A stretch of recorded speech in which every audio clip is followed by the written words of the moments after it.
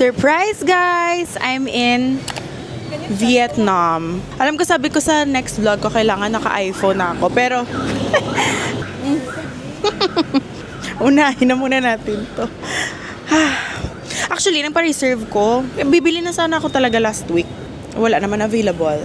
Sabi ko, Vietnam na yan! Abisalye na yan! Hello! I'm very sorry to disappoint you, pero gusto kong sabihin na madaming voiceover dito sa vlog na to because this is the first trip na parang gusto ko talaga i-enjoy ang moment ng buong buo to the point na hindi ako nagdala ng laptop ko. Sabi ko wala akong tatanggaping trabaho sa week na to, which is not only akala but also which is first time in my life kasi kahit domestic trip, kahit 2-hour na road trip pa yan, dala-dala ko ang laptop ko. But this time, in-enjoy ko lang talaga ang Vietnam. Hindi ko pa nga sana siya i-vlog kaso bumili ako ng SD card bago ako umalis. So sabi ko sayang naman. Pasensya na. Pasensya na kung nalaman mo yung katotohanan na hindi dapat nag-e-exist tong vlog na to, na aksidente ka lang, na hindi ka pinlano. Pero andito ka na Gusto ko lang sabihin, sobrang sarap ng pagkain at kape sa Vietnam. Hindi ko na hihintayin pa yung dulo ng vlog para sabihin, Vietnam is now my top Asian country. Akala ko Hong Kong, akala ko Thailand, akala ko iced tea, yun pala beer. Ay, ako lang din nag-i-enjoy sa mga vlog ko, no?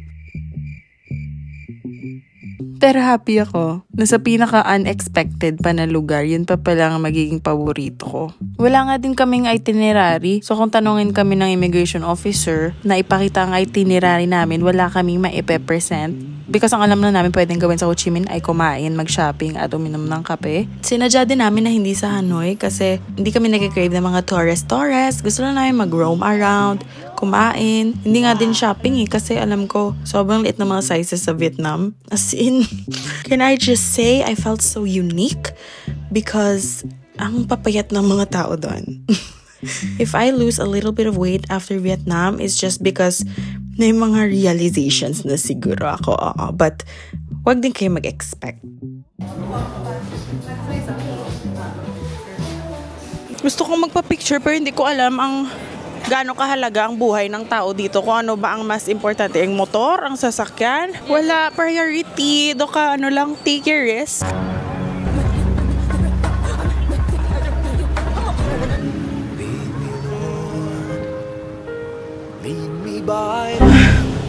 Ngayon lang ako na-stress na tumawid mong buhay ko. Parang syunga kasi go, pwede ka mag-walk. Pero may kasamang risk.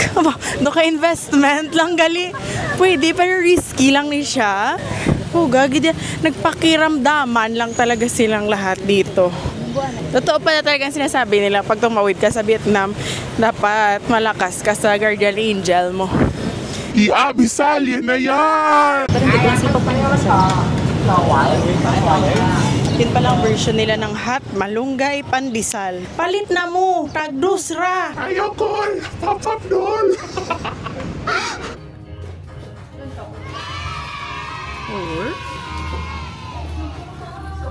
So mga 2K pesos ni Pat.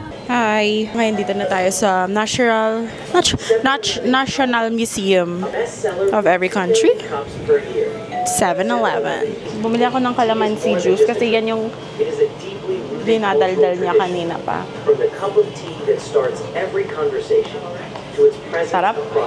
Parang siyang may lasang jazz. Ayan ka na naman. Magiging feeling ka na naman. Okay, may tigid man siya.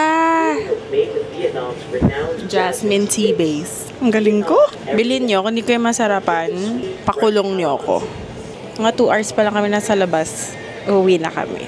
Tomorrow na lang ang day 1. Mga 4 na kami lumabas. So 6 pagod na kami. I don't think pagod talaga kami nun. What I think is sobrang ganda lang ng Airbnb na binook namin. Kasi sabi namin, try natin. Mag-book tayo ng napakagandang room for a change. Madami naman tayo mag-aambagan. And we will come to realize over the next few days that this may or may not be a bad idea. Kasi excited kaming lahat umuwi ng maaga. Kasi ang ganda ng mga kwarto namin. Ang ganda ng view namin. Hindi na kami nag-night out. Hindi ko alam ano ang eksena sa Vietnam kasi mas pinili naming tumambay sa kwarto. So that is another lesson learned for everyone. Tokyo as Hindi, lesson learned. Next time pag mag-book, maganda, safe na lugar, pero wag yung masyadong maganda. Wag yung masyadong komportable. Anyway, tingnan yung tower sa view namin. Parang Avengers Tower. Hello? Hello! Wala. Manog CR. Natatay ako. Masakit na dyan ko. Abby, sali na yan. Hindi ko alam ba't yan ang lagi sila sabi ko. Parang Saint Abby, pray for us. Yan ang way ko. They warned me na baka sumakit ang tiyan ko sa Vietnam. Hindi naman nila sinabi na sa first day pala mismo. Pangalawa ko na to. At nag-Ursiflora. Nag-Ursiflora pa ako niyan. Bili pa akong Yakult.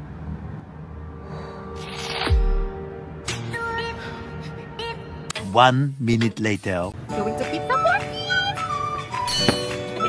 Pizza Party! Pero kanina galupot na.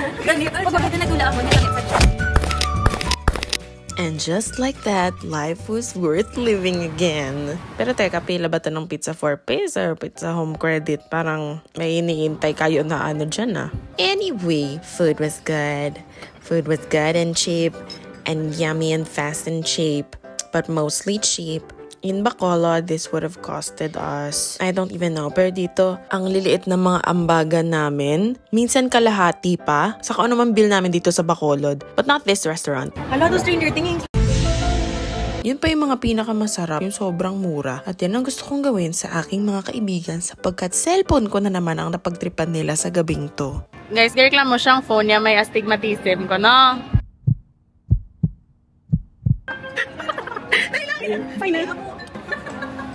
15. 15? 13. 16. 14. Ay! Nakakatawa. Stigmatism? Astigmatism. Ahay. Poor sight, poor vision, glaucoma, cataract. Low ay, gali ba? Yes ka namin, ano naka-filterin mo? Grainy. Oh my God. Compare sa akon, bala duwara ka sa inasalan. Yeah. Duwara ka sa Aidas. Diba tatong inambal mo, buisit ka. Mambalya? Ano? No need. Sige lang at pagtawanan nyo ko. May araw din kayo sa akin. Mabibili ko din yung bagong iPhone na yan. Mawawala ang astigmatism sa mga pictures ko. Magiging yummy ako. Magiging bongga na ako. Pero hindi muna ngayon. Kasi pinang Vietnam nga ni.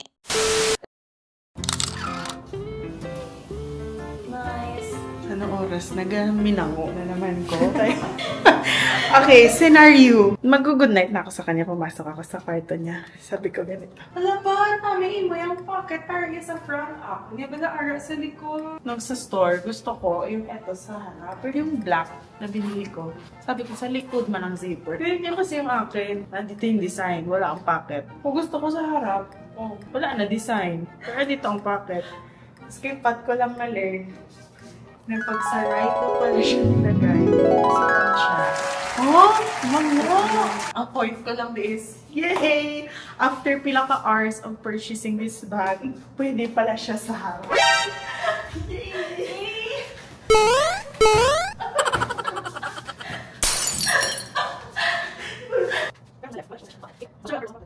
Pero kung magpapot-coin sa imong example, kumangayo ang imong friends ang coins bali sa likod. Oh. May mentos ka na. Ano ko? Bukas na ano. Tulog ta kay next day naman ta.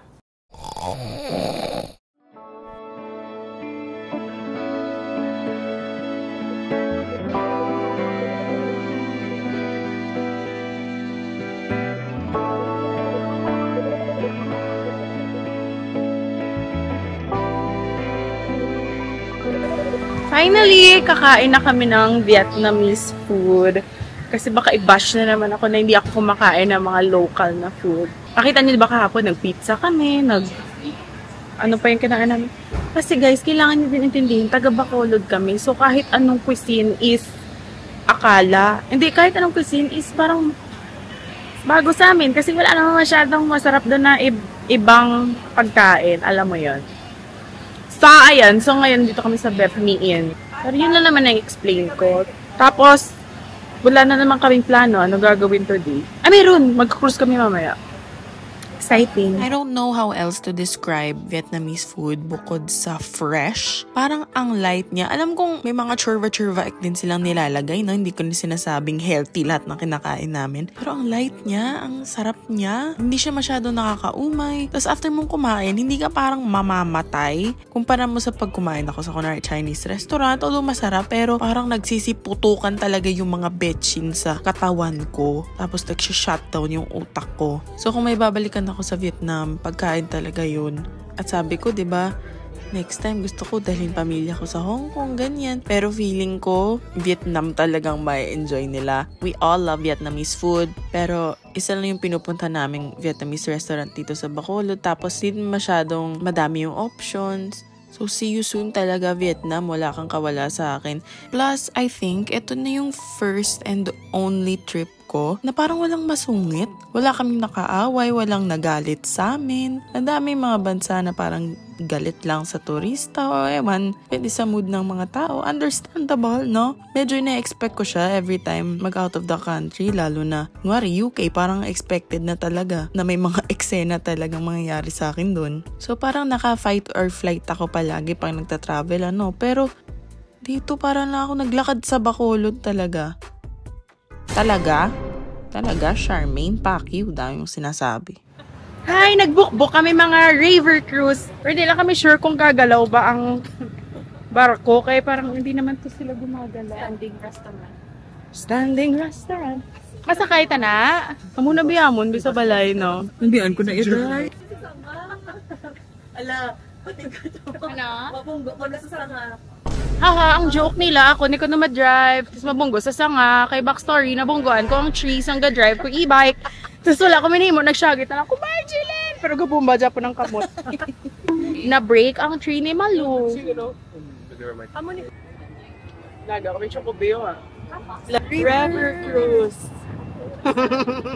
Alam, wow, may stage sa baba. Ang puntahan pala namin, ASAP show. Bali, nandito tayo ngayon backstage kung saan makikita talaga natin.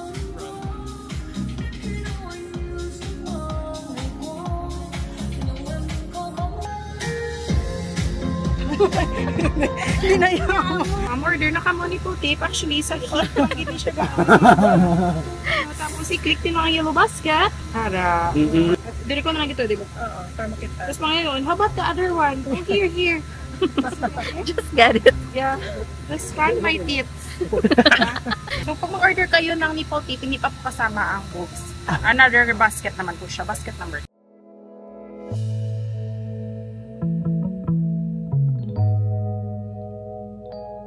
Maganda ang picture.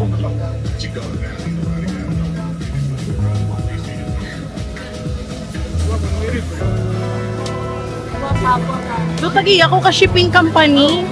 Kalyong, ano nito?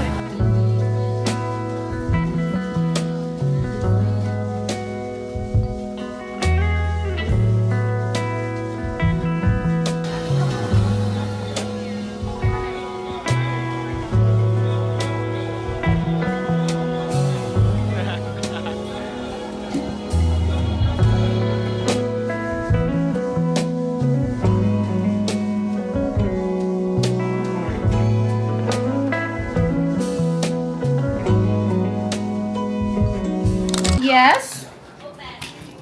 This is what I got. We are Siamese if you please. Ma street food kami sa baba. Man. Pa school outfit ay. Dugaga.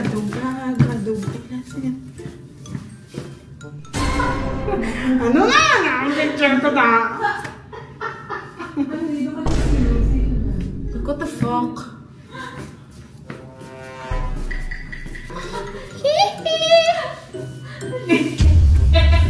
Laugh ka naman sa akon! For me na lang yung laugh sa akon! Ayun na iya ko. Itong tado letter S. It's zucchini naman dapat subong. It's zucchini. It's zucchini. It's okay. Gamaya mo na siya. Paano? Budlay galing!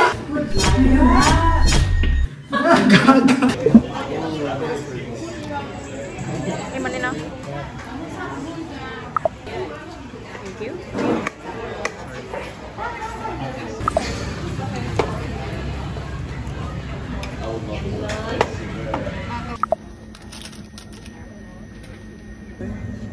Hindi, tatlo kayo.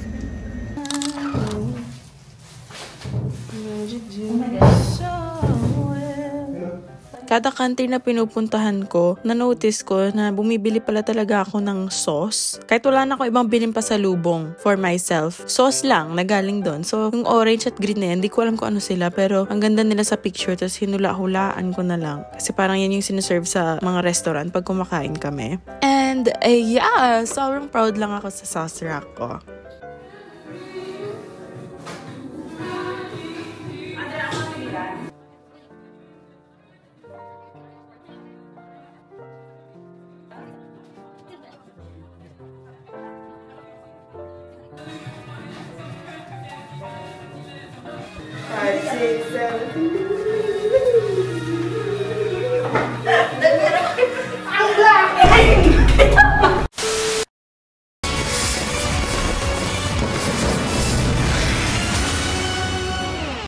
Ikaw, sa tunga, umaga mo ako ka na kami ni Leander ko sa lab. Kasi,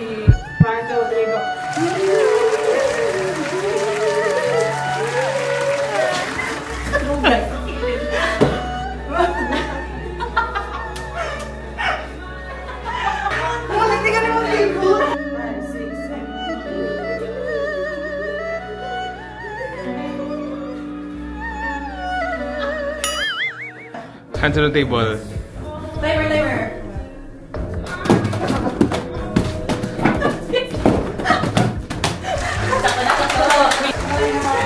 Uy, nakuha! Liwat!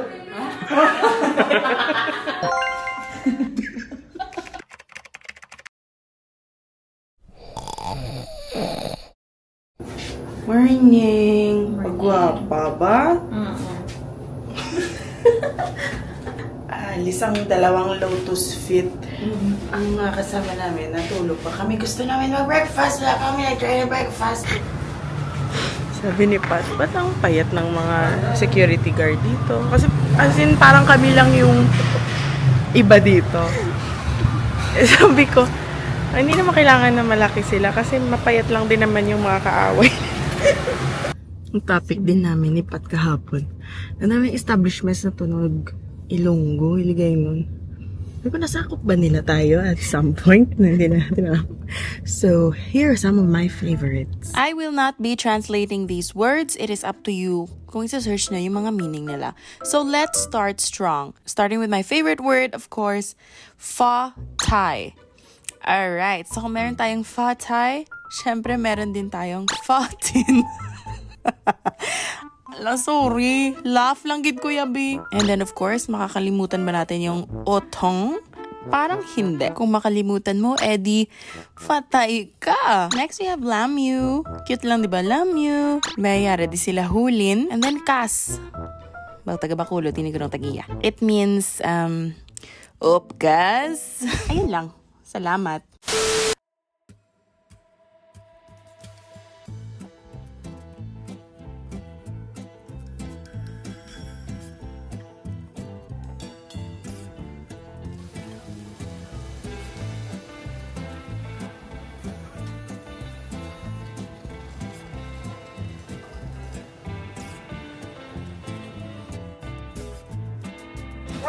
Dito kami sa parang kumbaga sizzling house nila.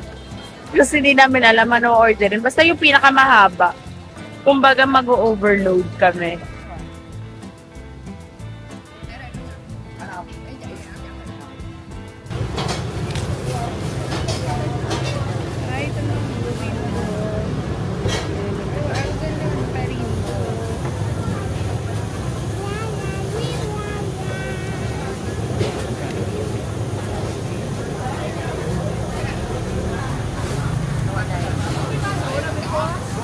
Ay,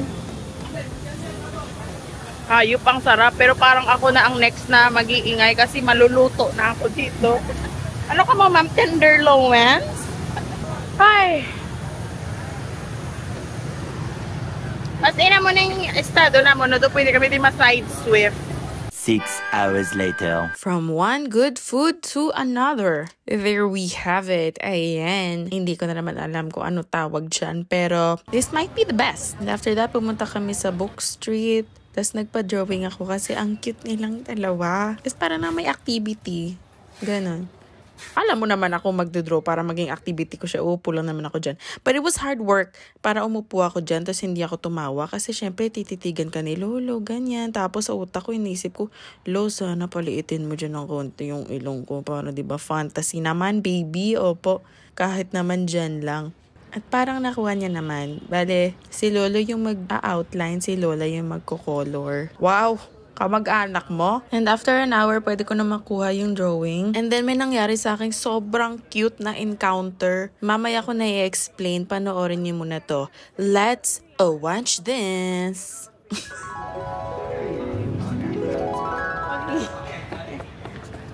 姐姐，你给我们俩照一张行吗？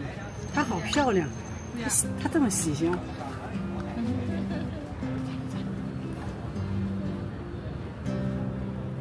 你躲开。是一家吗？他俩。Thank you。开玩笑，长得挺漂亮的。哦，漂亮。漂亮，你听得懂？谢谢。你好漂亮。哦，你漂亮。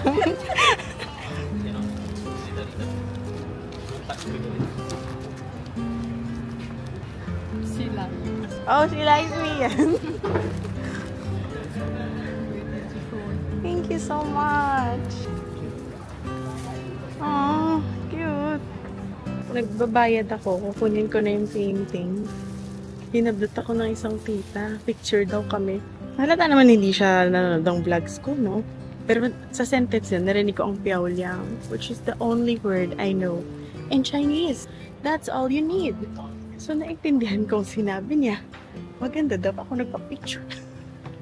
Sa mga matatanda talaga nawawala angas ko eh. Dito na lang siguro ako sa Vietnam. Pero balik tayo sa drawing. Pansin nyo ba? Para kaming pinag-remix ni Pat, yung kasama ko. Siguro kasi daan siya ng daan sa harap niya. Kinombo niya na kaming dalawa. E di hati na kami dito. The next day. Last day na tayo guys. Andito na tayo sa outro. At ano pa bang bago? Nagkape lang naman kami. Nag-ikot-ikot. And we booked a fuck-ass bus tour. Kasi nga diba, pangako ko na yan sa sarili ko. 1 fuck-ass bus tour per trip. Pero muntik na dito hindi i-book. Buti na lang, napagod kami maglakad. Pero medyo bobo sa part na sa last day kayo nag-bus tour. Kasi marami kami na-explore na lugar na sabi namin, hala, sarap gumala dito eh. Wala na. Uuwi ka na bukas. Pero okay lang, next time na lang. And then, finisher ay nag-dinner kami sa French restaurant. This was yummy, delicious, amazing. And that was Vietnam. Conclusion, I love Vietnam. I love Ho Chi Minh, but I hate the airport. Tagal sa immigration. But, babalikan? Yes naman. Again, this is my top Asian country as of the moment. And medyo magiging hard to beat na siya.